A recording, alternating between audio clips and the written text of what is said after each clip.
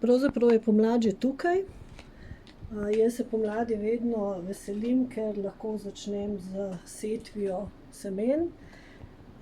Letos sem že sejala, in to v Istri, ker je dovolj toplo, in sem začela s setvijo solate.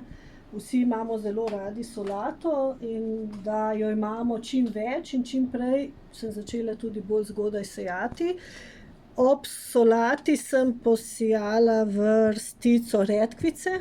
Redkvico bom prej pobrala in potem bo imela solata več prostora za rast in razvoj. Dobra družba solati je tudi rukola. Rukolo potem trajno ostane v vrtičku, zato si je treba pametno zamisliti, kje jo seješ, in jo potem lahko režemo celo leto in seveda dodajamo solatom ali različnim jedem. Zgodnja setev je primerna tudi za korenček. Posejala sem si tudi že korenček. Poleg oranžnih poznamo tudi vijolične in rdeče korenčke. Korenček bo seveda šele dober jeseni, to pomeni, da bom imela pridelke jeseni, in ob korenčku obvezno sejem tudi vedno grah. Grah potem zamrznem in letos sem poskusila tudi s setvami boba.